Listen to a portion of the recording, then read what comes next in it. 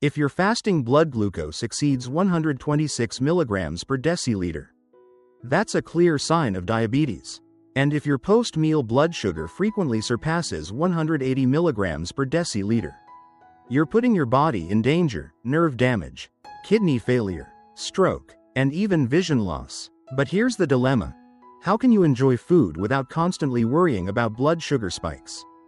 Let me tell you the story of Dennis, a man from Austin, Texas, who struggled with type 2 diabetes and an even greater heartbreak, giving up his favorite food, pasta.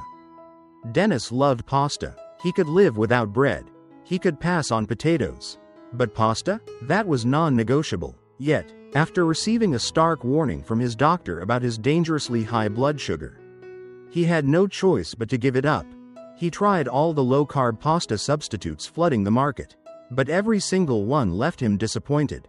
Atkins pasta? Chewy like rubber. Spaghetti squash? Close, but not quite right. Each failed attempt left him feeling more and more frustrated. But then, one day, while browsing the grocery store, he stumbled upon something that would change everything. Something he never imagined could be the key to his battle with diabetes. 1. The challenge of finding delicious low-carb noodles. The first time Dennis decided to look for a low-carb noodle alternative, he had high hopes. He thought, there must be a solution for people like me, those who love pasta but can't handle blood sugar spikes. And so, the journey began. He ordered a box of Atkins low-carb pasta. The packaging was promising. Tastes just like real pasta, but with fewer carbs. Feeling optimistic, Dennis carefully cooked the noodles according to the instructions, poured the sauce over them, and mixed in ground beef and Parmesan cheese. But the moment he took the first bite, all his hopes crumbled. The noodles tasted like a mix of cardboard and rubber. Impossible to swallow. He tried another bite, but it was even worse this time. This is so bad, I'd rather eat nothing, Dennis muttered, then dumped the entire plate into the trash. But he didn't give up. Next, Dennis heard about spaghetti squash, a type of squash that, when cooked, separates into noodle-like strands. The idea sounded promising, so he decided to give it a try. This time, the results were slightly better. When mixed with spaghetti sauce, it wasn't terrible, but there was a problem. It wasn't pasta. The squash strands were soft and slightly crunchy, but they lacked the chewy texture of traditional pasta. The bite didn't have the satisfying feel of eating a real plate of noodles. Worse yet, the sauce-to-noodle ratio was always off. Either too much squash was left over or too much sauce. Dennis was disappointed again. Maybe I have to give up on this dish forever, he thought. But then, one day, while grocery shopping, he stumbled upon an ingredient that could change everything: zucchini. The benefits of zucchini noodles for diabetics. Zucchini noodles are an excellent choice for people with diabetes because they are extremely low in carbs and don't cause significant blood sugar spikes. A serving of zucchini noodles contains only about 3 to 4 grams of carbs, compared to 40 to 50 grams in traditional pasta. Additionally, zucchini is rich in fiber, which helps slow down glucose absorption and keeps blood sugar levels stable.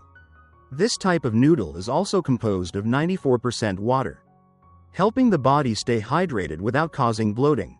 Most importantly, zucchini noodles have a mild flavor and can be prepared deliciously, allowing diabetics to maintain a low-carb diet without feeling deprived. 2. How to make zucchini noodles the right way. Dennis didn't have high expectations when he first tried making zucchini noodles.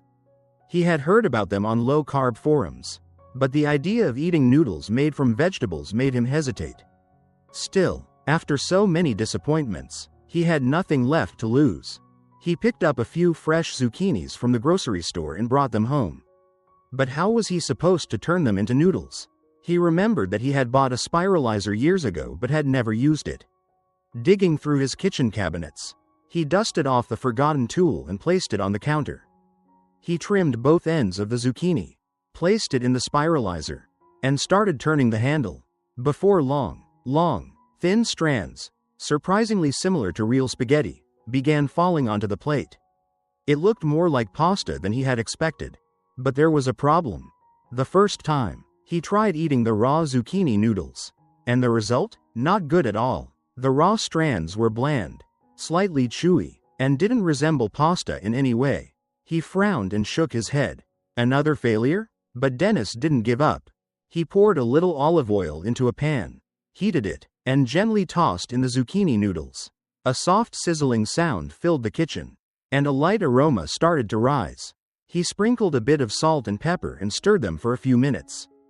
After about 5 minutes, the noodles became softer, glossier, yet still had a slight chewiness. Dennis picked up a small bite to taste. This was it. This was exactly what he had been looking for. The flavor was entirely different from when they were raw.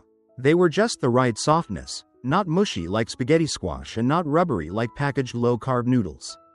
This had real potential. Excited, Dennis poured his homemade spaghetti sauce over the zucchini noodles, mixed in some ground beef, and twirled a forkful. As he took a bite, he smiled. Not 100% like Italian pasta, but good enough that I don't feel like I'm missing out anymore. And that was when he knew zucchini noodles would become a regular part of his low-carb diet. 3. Preparing a low-carb spaghetti sauce. Dennis knew that noodles were only half the equation if he wanted a perfect meal. The sauce had to be just as good, but how could he make a rich, flavorful spaghetti sauce that was still low in carbs? Years ago, before he was diagnosed with diabetes, he never paid attention to the nutrition labels on food packages. But now, every time he stepped into a grocery store, his first instinct was to turn the jar around and check the carb content.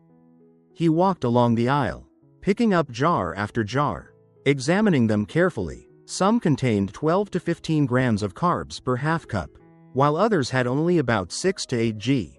A simple rule he followed: the lower the carb count, the better. Finally, he settled on a sauce with 8 grams of carbs per half cup, including 2 grams of fiber, leaving only 6 grams of net carbs. But in reality, Dennis knew he wouldn't need a full half cup per serving. So how could he make the sauce richer without using too much of it? The solution: ground beef. Dennis drizzled a little oil into a hot pan, added the ground beef, and started stirring. The kitchen quickly filled with the delicious aroma of sizzling meat.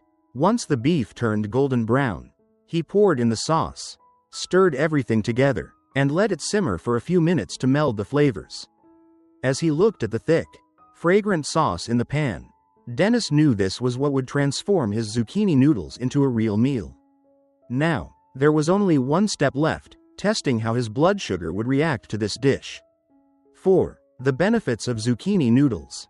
Dennis had experimented with many types of low-carb noodles, but only zucchini noodles, zoodles, truly satisfied him.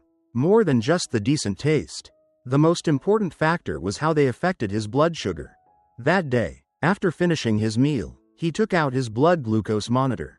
If he had eaten a plate of traditional spaghetti, the number on the screen could have easily reached 200 milligrams per deciliter or higher, a dangerous level. But this time, after eating zucchini noodles with beef sauce, he waited exactly 1 hour before measuring. The result: just 112 milligrams per deciliter. Dennis smiled. This was a victory.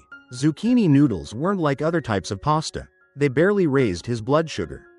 Part of the reason was their extremely low carb content, only about 3 to 4 grams of net carbs per large serving, compared to 40 to 50 grams in traditional pasta. This meant his body didn't have to process a massive sugar load after a meal. But Dennis noticed one thing: zucchini was 94% water, making him feel refreshed but not truly full for long. That's why he needed to pair it with complementary foods. After several experiments, Dennis found that cheese was the perfect solution. A slice of cheddar or mozzarella not only helped him stay full longer but also provided healthy fats and protein. Additionally, low-carb muffins made a great side dish. His wife, Benedict, often baked almond flour muffins that were soft, buttery, and low in carbs. When paired with zucchini noodles, beef sauce, and cheese, the meal wasn't just delicious, it was balanced, satisfying, and filling. After years of searching, Dennis finally had a pasta alternative that didn't spike his blood sugar, didn't feel like a sacrifice, and was genuinely enjoyable. 5. Conclusion. Will you dare to try? Dennis never imagined that something as simple as zucchini could help him both manage diabetes and satisfy his love for pasta. But after years of trial and error, he had found a solution that he not only accepted, but truly enjoyed. He knew that many people out there were just like him, food lovers struggling with diabetes or blood sugar concerns. Who wants to go through life unable to eat the foods they love? But that doesn't mean you have to give them up completely. You just need to find a smarter way to enjoy them. Zucchini isn't real pasta, but it provides a satisfying experience, doesn't spike blood sugar, and leaves you feeling light and energized after eating. So here's the question: will you dare to try? If you've been disappointed by other low-carb noodles, give zucchini noodles a chance. Try them once, measure your blood sugar afterward, and see the difference for yourself. Dennis found a solution for himself. Will you challenge yourself? Dennis once thought he couldn't live without pasta. But then, he discovered zucchini noodles, a choice that didn't just help him control his blood sugar but also tasted great. No more scary blood sugar spikes. No more hopeless cravings. With just a small change, he turned what once felt like a forbidden meal into a safe and satisfying dish. So what about you? Will you dare to replace your traditional pasta with zucchini noodles and see how your blood sugar reacts? Give it a try, and you just might be surprised.